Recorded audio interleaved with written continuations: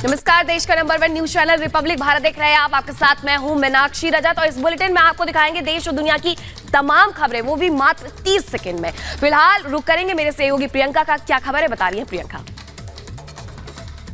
नमस्कार, मैं हूं आपके साथ प्रियंका शर्मा। बुलेटिन की शुरुआत हम करेंगे बड़ी खबर के साथ और ये खबर है पेरू से, जहां पर सरकार विरोधी प्रदर्शन लगातार जारी है और स्थिति जो है वो उसको काबू में करने के लिए वहां पर प्रशासन भी अलर्ट है, लेकिन प्रदर्शनकारियों पर आंसू गैस के गोले छोड़े गए हैं। लीमा और अरेकिप्पा में राष्ट्रपति के खिलाफ ये प्रदर्शन चल रहा है। बीते कई दिनों से हम देख रहे हैं इस प्रदर्शन की जो तस्वीरें हैं, अलग अलग अंदाज में लोग प्रदर्शन कर रहे हैं और मौजूदा जो राष्ट्रपति हैं उनके खिलाफ ये विरोध प्रदर्शन किया जा रहा है। प्रदर्शनकारियों पर आंसू गैस के गोले छोड़े गए हैं। पेरू में सरकार विरोधी प्रदर्शन की तस्वीरें आप अपने टीवी स्क्रीन पर देख रहे हैं। देखिए कितनी भारी तादाद में पुलिस की यहाँ पर संख्या दिख रही है, पुलिस बलों की मौजूदगी है और लगातार हालात को सामान्य करने का प्रयास हो रहा है। स्थिति को सामान्य काबू में कैसे लाया जाए, एक बड़ी चुनौती है यहाँ प्रशासन के सामने। देखिए एक तरफ से आंसू गैस के गोले, दूसरी तरफ से लाठी झंडे लिए और वहीं नारेबाजी, शोर हल्ला, ये नाराजगी है सरकार के विरोध में, जो मौजूदा सरकार है और उन्हीं के विरोध में ये पेरू में प्रदर्शन किया जा रहा है।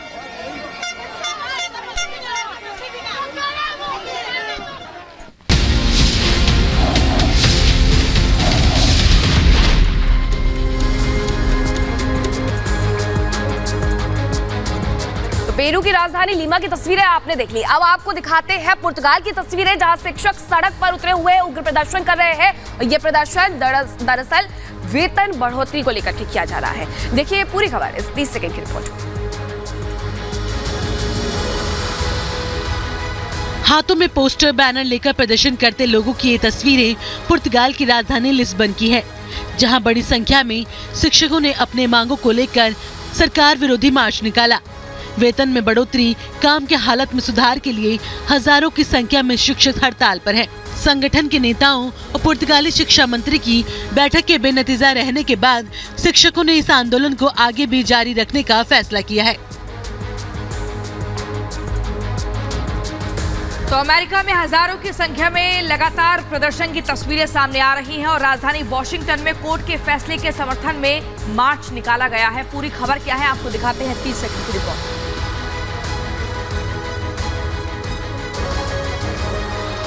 अमेरिका में गर्भपात कानून पर सुप्रीम कोर्ट के फैसले का लोगों ने स्वागत किया है। लंबे समय से चले आ रहे इस विवाद पर कोर्ट के फैसले का समर्थन करने के लिए लोगों ने सड़क पर रैली निकाली। मार्च फॉर लाइफ नाम के इस प्रदर्शन में 10,000 से भी ज्यादा लोगों ने हाथों में पोस्टर, बैनर और झंडे लेकर हिस्सा लिया। पिछले साल आए इस फैसले पर प्रदर्शनकारियों ने कैपिटल बिल्डिंग के सामने जमा होकर नारेबाजी की। और अमेरिका से लगातार ऐसी खबरें आती रहती है कि गोलीबारी की घटना हुई है। इस बार फिर से कैंसस सिटी में गोलीबारी की घटना को अंजाम दिया गया है और शमशान घाट में इस घटना को अंजाम दिया गया है, जिसमें 4 लोगों की मौत भी हो गई है। देखिए अमेरिका में गोलीबारी की घटनाएं थमने का नाम नहीं ले रही हैं। ताजा मामला कैंसस शहर का है, जहां अंतिम संस्कार के दौरान फायरिंग की वारदात सामने आई है। गोलीबारी करने वाला एक संदिग्ध बताया जा रहा है, जो पहले से फ्यूनरल होम में मौजूद था। उस संदिग्ध ने अचानक फायरिंग शुरू कर दी। इस गोलीबारी में 4 लोग घायल बताए जा रहे हैं, जिसमें एक की हालत गंभीर है। फिलहाल गोलीबारी के कारणों का पता नहीं चला है। पुलिस इस मामले में पूछताछ कर जांच में जुटी है।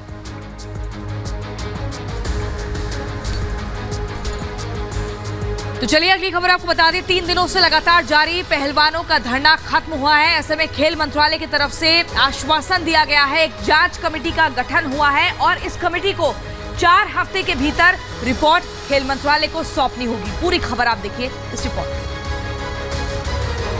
दिल्ली में केंद्रीय खेल मंत्री अनुराग ठाकुर के घर पहलवानों के साथ देर रात तक चली बैठक के बाद धरना खत्म हो गया है।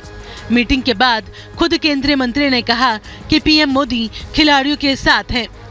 इसके साथ ही अनुराग ठाकुर ने कहा कि अब इस पूरे मामले में एक कमेटी का गठन किया जाएगा, जो 4 हफ्तों में अपनी रिपोर्ट सौंपेगी।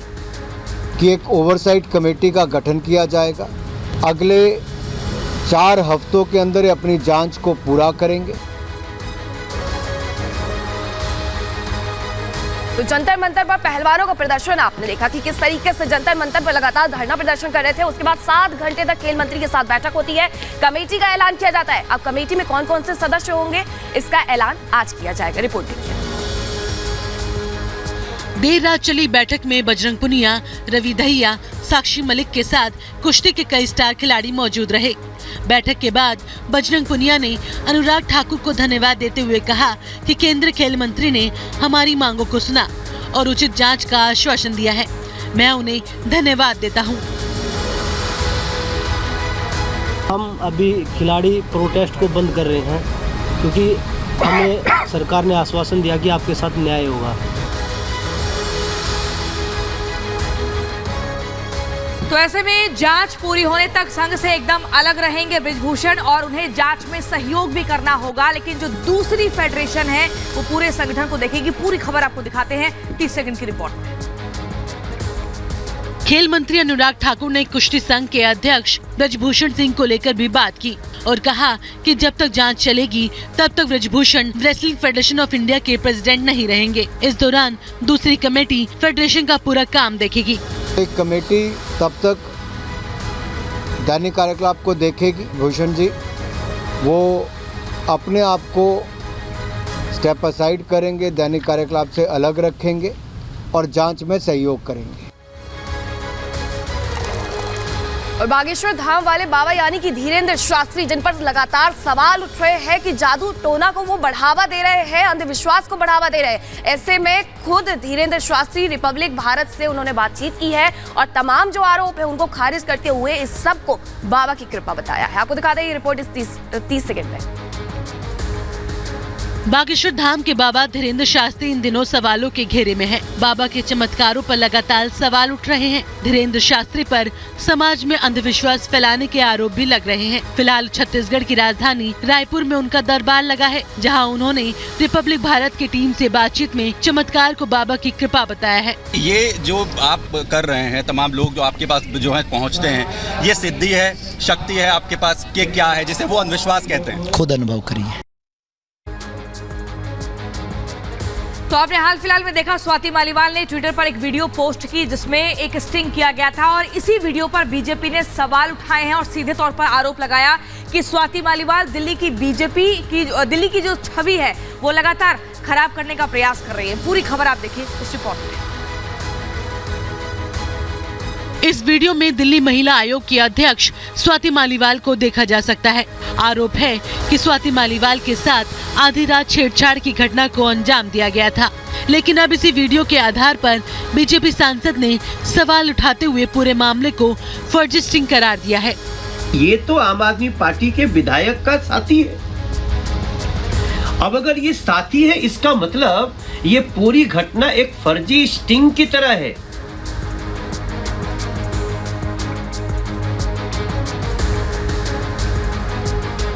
और आने वाले वक्त में मध्य प्रदेश में विधानसभा के चुनाव होने वाले हैं। ऐसे में कांग्रेस नेता कमलनाथ ने विवादित बयान दिया और साफ तौर पर अधिकारियों से ये कहते हुए नजर आए हैं कि ठीक 8 महीने बाद सबका हिसाब किया जाएगा। देखिए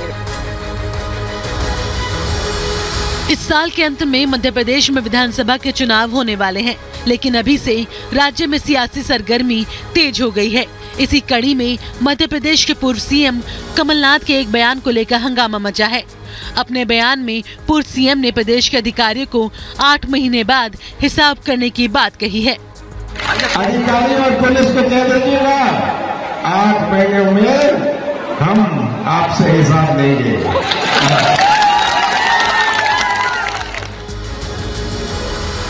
और पश्चिम बंगाल में एक बार फिर से वंदे भारत ट्रेन हादसे का शिकार हुई है। आपको बता दें ये हावड़ा न्यू जलपाईगुड़ी ट्रेन जो लाइन है यहाँ पर हादसा होता है और शीशे पर पथराव होता है। पूरी खबर आपको दिखाते हैं इस रिपोर्ट में। पश्चिम बंगाल में वंदे भारत एक्सप्रेस पर पथराव की घटनाएं लगातार बढ़ती जा रही हैं। शुक्रवार को हावड़ा न्यू जलपाईगुड़ी वंदे भारत एक्सप्रेस पर पथराव की एक और घटना सामने आई। इससे पहले इसी ट्रेन पर 2 बार और हमले हो चुके हैं। पथराव में कोच संख्या C6 के सीट नंबर 7072 के शीशों को नुकसान पहुंचा है। वंदे भारत ट्रेन शुक्रवार को शाम 5:55 पर माल्टा टाउन स्टेशन पहुंची थी, तो चेक करने पर दाहिनी ओर का शीशा टूटा हुआ पाया गया।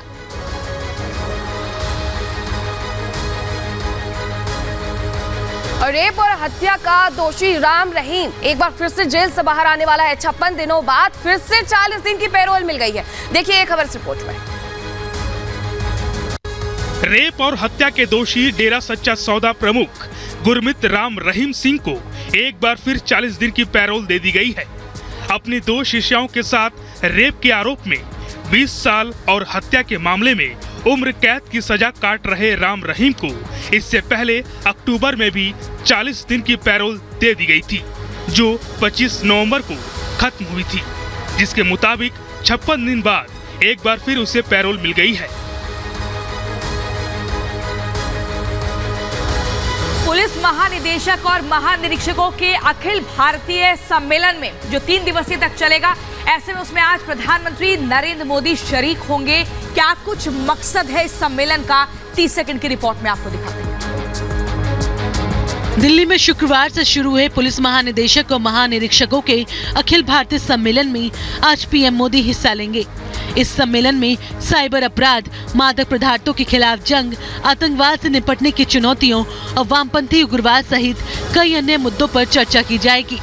दिल्ली के राष्ट्रीय कृषि विज्ञान परिसर पूसा में चल रही इस बैठक के बारे में जानकारी देते हुए पीएमओ ने कहा कि रविवार को भी पीएम नरेंद्र मोदी इस बैठक में हिस्सा लेंगे।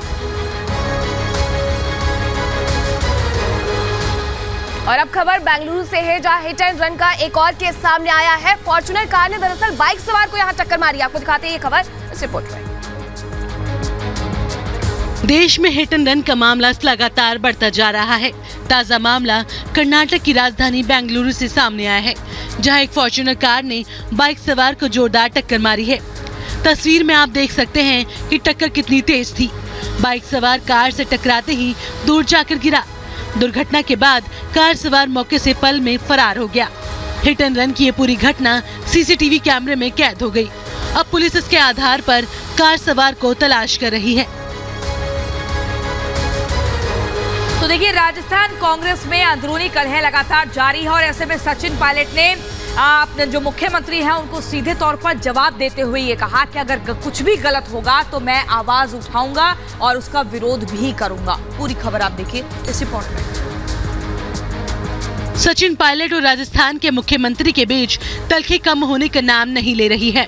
दोनों एक दूसरे पर हमला करने का कोई मौका नहीं छोड़ना चाहते। खुद को कोरोना बताए जाने पर पायलट ने गहलोत पर पलटवार किया है।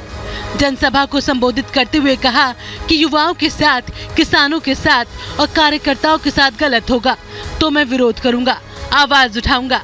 के भविष्य के साथ कोई भी अगर विवाद होगा, कोई भी विरोध करेगा तो मैं उसके सामने खड़ा होऊंगा।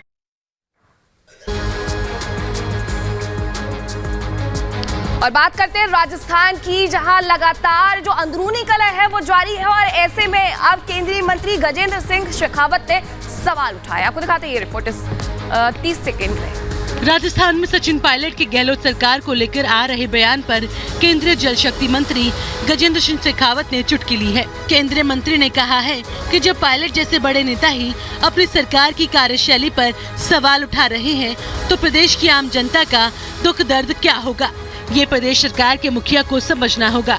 और सरकार के one of the tallest leader सरकार की पार्टी के वही सरकार की कार्यशैली पे प्रश्न चिन्ह खड़े कर रहे हैं। तब जनता का दर्द क्या है, जनता का दुख क्या है, ये सरकार में बैठे हुए मुखिया और उनको आकाओं को निश्चित ही समझ में आना चाहिए।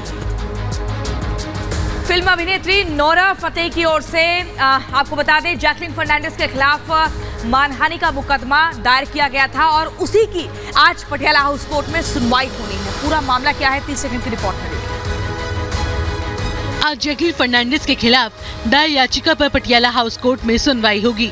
नोरा फतेही ने जैकलिन के खिलाफ आपराधिक मानहानि मामले में ये याचिका कोर्ट में दायर की है, जिसमें नोरा ने आरोप लगाया है कि जैकलिन अपने फायदे के लिए उसका करियर बर्बाद कर रही है। वहीं जैकलिन ने अपने लिखित बयान में ये कहा था कि ईडी ने उन्हें गलत तरीके से फंसाया है, जबकि नोरा ने भी कॉन मैन सुकेश चंद्रशेखर से महंगे गिफ्ट लिए थे। और दिल्ली पुलिस की बात करते हैं। दिल्ली पुलिस की दरअसल पंजाब में बड़ी कार्रवाई देखने को मिली है, जहां आतंकी के गुर्गों पर कार्रवाई की गई है। देखिए ये खबर इस रिपोर्ट में। दिल्ली पुलिस की स्पेशल सेल ने खालिस्तानी आतंकवाद के नेटवर्क के खिलाफ बड़ी कार्रवाई की है। खालिस्तानी आतंकी लांडा हरिके के 2 करीबी गैंगस्टर राजन भाटी और चीना को दिल्ली पुलिस की special cell counter intelligence unit ने पंजाब से गिरफ्तार किया है। जानकारी के मुताबिक राजन भाटी पंजाब का बहुत बड़ा ड्रग्स और आर्म सप्लायर है, जो कनाडा और दूसरे देशों में फैले लांडा हरिके के ऑपरेशन को पंजाब से ऑपरेट कर रहा था। और अब अगली खबर आपको मध्य प्रदेश के भिंड से बताते हैं, जहां पर रंगे हाथ पकड़ा गया है एक डॉक्टर रिश्वत लेते हुए। दरअसल ये झोला छाप डॉक्टर जो है लोगों को परेशान करता था, और ऐसे में ये खुलासा कैसे हुआ है दिखाते हैं इस रिपोर्ट। भीड़ में एक झोला छाप डॉक्टर से सर्जिकल स्पेशलिस्ट के 3000 रुपए घुस लेने का मामला सामने आया है। डॉक्टर का नाम जिया शाक्य बताया जा रहा है। ये भिंड जिले के सरकारी अस्पताल में तैनात थे। ग्वालियर लोकायुक्त पुलिस ने स्पेशलिस्ट को रंगे हाथों रिश्वत लेते गिरफ्तार किया है। हमारे पास फरियादी मुन्ना लाल कुशवाहा आया था और उसने हमसे शिकायत की थी कि डॉक्टर जीआर शाह के अपने बयान बदलने के एवज में मुझसे 5000 रुपए की रिश्वत की मांग कर रहे हैं। रूस और यूक्रेन के बीच में लगातार युद्ध जारी है, और ऐसे में अमेरिका ने इस युद्ध को लेकर के बड़ा दावा करते हुए ये कह दिया है कि इस युद्ध में 1 लाख रूसी सैनिक मारे गए हैं। देखिए ये रिपोर्ट। 11 महीने से जारी रूस और यूक्रेन की जंग में हर दिन बेगुनाहों की जान जा रही है, लेकिन युद्ध खत्म होने की संभावना दूर दूर तक नजर नहीं आती। लंबे समय से जारी इस जंग को लेकर अमेरिका ने बड़ा दावा किया है। रामस्टीन में बैठक में हिस्सा लेने पहुंचे अमेरिकी जनरल मार्क मिले ने कहा कि इस युद्ध में रूस ने अब तक अपने 1 लाख से ज्यादा सैनिकों को खो दिया है। इसके साथ ही मिले ने कहा कि यूक्रेन के लिए रूसी सेना को बाहर करना अभी बहुत कठिन होगा। अगली खबर आपको बता दें, देखिए कीव में हेलीकॉप्टर हादसा हुआ था और उसकी वीडियो सामने आ गई है। उस वीडियो में, उन तस्वीरों में साफ तौर पर देखा जा सकता है कि लोग कैसे जान बचाने के लिए लगातार गुहार लगा रहे हैं। आपको दिखाते हैं इस रिपोर्ट में। हादसे की ये तस्वीरें यूक्रेन की राजधानी कीव की हैं। इस बॉडी कैम फुटेज को यूक्रेनी पुलिस के अधिकारियों ने जारी किया है। तस्वीरों में देख सकते हैं कैसे चारों ओर आग लगी है और लोग अफरा तफरी में भागते नजर आ रहे हैं। इसी हफ्ते हुए इस हेलीकॉप्टर क्रैश में देश के गृह मंत्री समेत दर्जनों लोग मारे गए थे। मारे जाने वालों में 6 छोटे बच्चे भी शामिल थे। हेलीकॉप्टर दुर्घटना एक दुर्घटना थी या युद्ध से इसका कोई संबंध है, इस पर अभी कुछ साफ नहीं कहा जा रहा है। वहीं सर्बिया में बारिश और बाढ़ से कोहराम मचा हुआ है। घरों में, स्कूलों में, अस्पतालों में पानी घुस गया है, जिसके बाद कई जगहों को बंद भी कर दिया गया है। आपको दिखाते हैं ये खबर इस रिपोर्ट में। सर्बिया में हो रही लगातार बेमौसम बारिश लोगों के लिए आफत बनकर आई है। भारी बारिश से कई हिस्सों में बाढ़ जैसे हालात हो गए हैं। सड़कें पानी में लबालब हैं, तो वहीं घरों में पानी भर जाने से लोगों को काफी दिक्कतों का सामना करना पड़ रहा है। राहत और बचाव कर्मियों ने सैकड़ों लोगों को सुरक्षित जगह पर पहुंचाया। रेलवे ट्रैक पर पानी भर जाने से ट्रेनों के परिचालन पर भी असर पड़ा है। वहीं हालात को देखते हुए प्रशासन ने एहतियातन स्कूलों को बंद रखने का फैसला लिया है। कोसोवो में भी सर्बिया जैसे ही हालात हैं। यहाँ पर भी देश के कई हिस्सों में बाढ़ ने हालात खराब कर दिए हैं। बद से बदतर स्थिति हो गई है। पूरी खबर आप देखिए इस रिपोर्ट में। खेल के मैदान से लेकर सड़क तक पानी लबालब है। तस्वीरें कोसोवा के उत्तरी हिस्से की है, जहां भारी बारिश के बाद इबार नदी पूरे उफान पर है। नदी का पानी शहर में भर जाने से सड़कों पर चलना मुश्किल हो गया है। वहीं ऐसे हालात में 50 से ज्यादा परिवारों को अपना घर खाली कर दूसरी जगह शरण लेनी पड़ी है। एक ओर कड़ाके की ठंड और दूसरी ओर बेमौसम मूसलाधार बारिश से लोग परेशान हैं। कोसोवो, सर्बिया के अलावा बोस्निया, मोंटेनेग्रो और अल्बानिया में भी ऐसे ही हालात हैं। माघ का महीना है और ऐसे में प्रयागराज में मेला लगा हुआ है। आज संगम में तीसरा स्नान होगा, जिसके लिए लाखों श्रद्धालु वहां पहुंच चुके हैं। आपको दिखाते हैं ये खबर इस रिपोर्ट में। आस्था के सबसे बड़े आयोजन माघ मेले का आज तीसरा स्नान पर्व है। इस मौके पर आज सुबह से ही लाखों श्रद्धालु यहां स्नान कर मोक्ष की कामना कर रहे हैं। खराब मौसम के बाद भी संगम में डुबकी लगाने वाले लोगों का तांता लगा हुआ है। श्रद्धालुओं की सुरक्षा के लिए प्रशासन की तरफ से यहां चाक चौबंद प्रबंध किए गए हैं। बहुत तेजी से श्रद्धालु आ भी रहे हैं और बहुत तेजी से श्रद्धालु जा भी रहे हैं। अभी तक 18 से 20 लाख शरणार्थी स्नान कर चुके हैं और आज पूरे दिन में यह आंकड़ा 1 करोड़ से ऊपर जाना चाहिए।